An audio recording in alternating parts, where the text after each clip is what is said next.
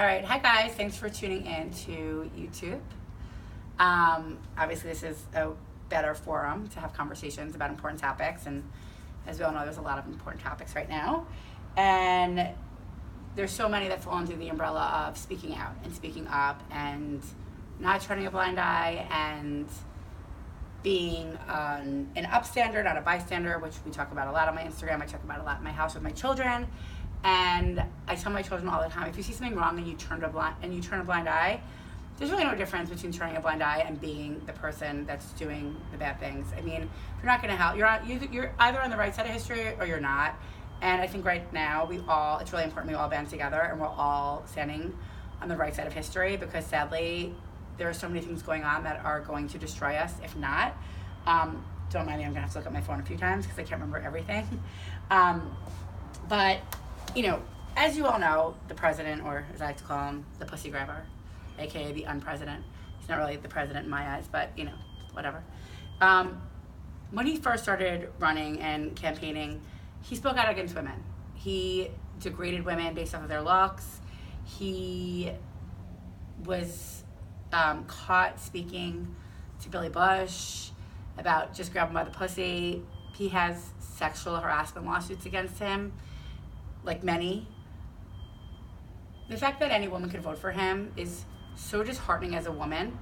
And it's not that you had to vote for Hillary because she was a woman, even though of course I would love to see a woman be president.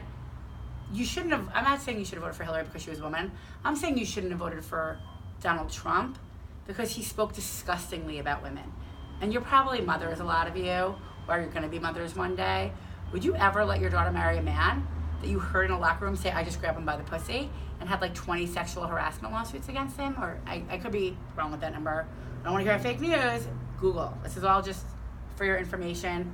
Do what you want with it. Google it, research it, whatever. But this man is known. He also bragged about walking through the Miss America pageants, or Miss USA, I'm sorry, whichever one he owned, I don't remember in all fairness, just to see 15-year-old girls naked. Women heard that and voted for him.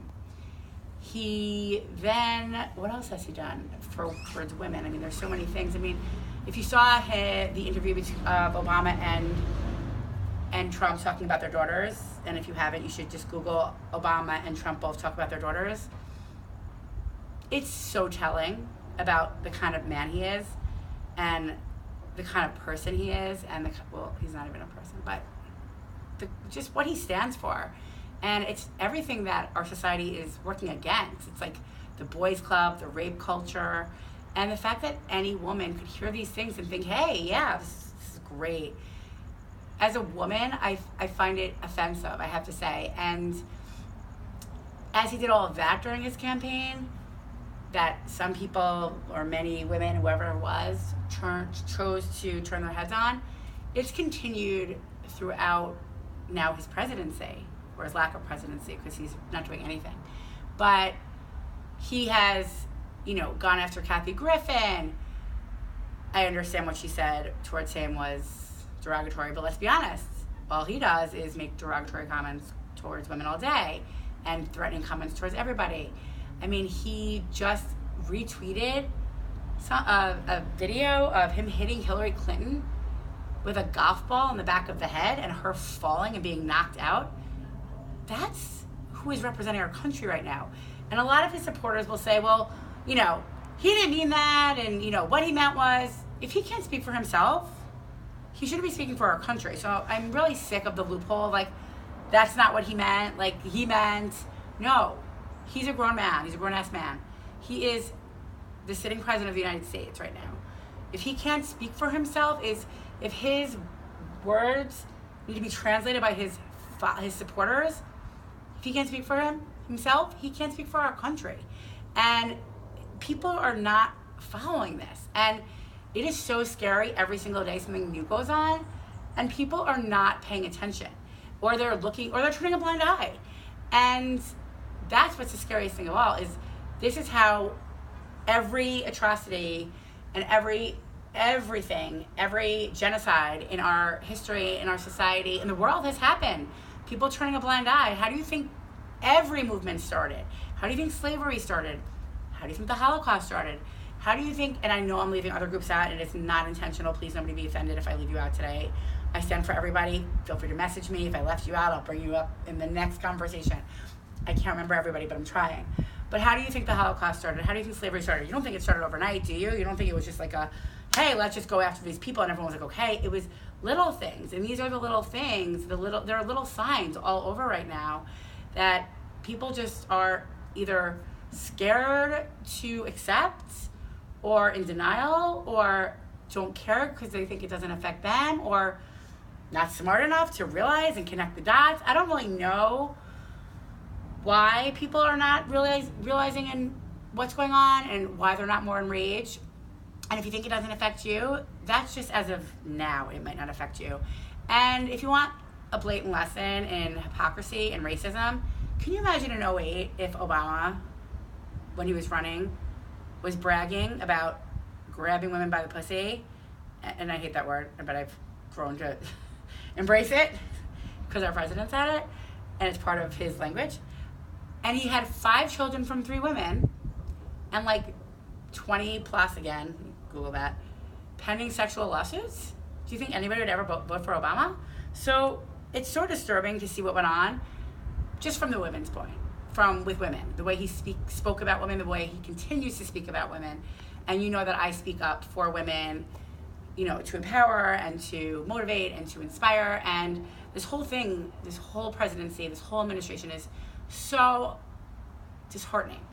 And even down to, you know, something is, you know, this is a totally different subject, but it ties in, like Betsy DeVos. He brought her in to be, you know, the head of public education. And what has she done?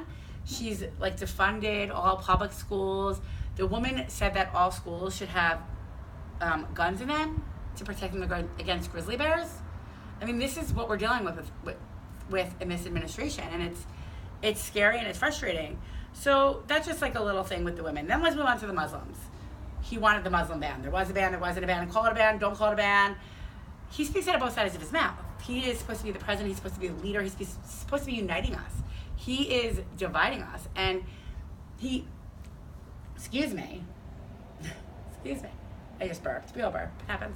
But he cannot get out of his own way. He is his own worst enemy. Like when they're finally, you know, when the hurricanes occurred, which we will talk about, everyone was saying this is the first natural disaster in Trump's presidency. There's been a million, which he's caused with his Twitter and his mouth that he can't control.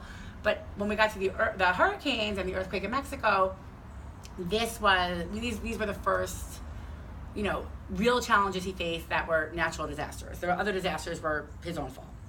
So regarding saying that all Muslims are terrorists and there should be a ban, he didn't even ban the right countries. I mean, the whole thing is sick. I mean, he didn't ban any country he does business with, guys. I mean, you really got to do your research here. And again, I'm not CNN, I'm not a reporter, I'm not an investigator.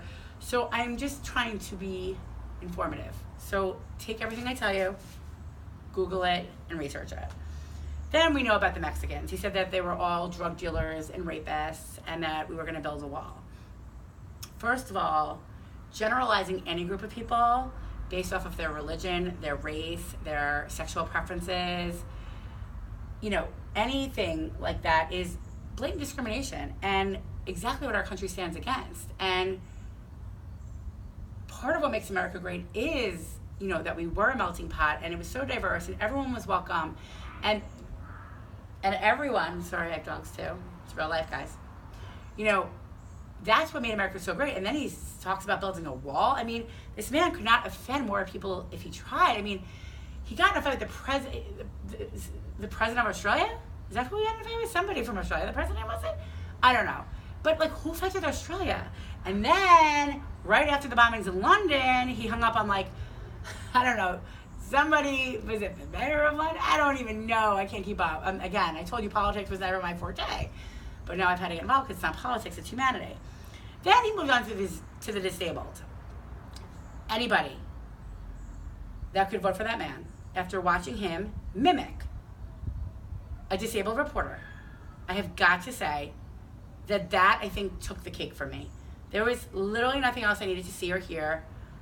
I don't care what you think of Hillary. It does not matter what you think of Hillary. When somebody does that, everything's off the table. It is over, game over. What would you do if you had a disabled child and they came home from school and said a kid made fun of them? I mean, this is somebody that was running to hold the highest honor in our country, making fun of a disabled reporter, and people voted for this, okay?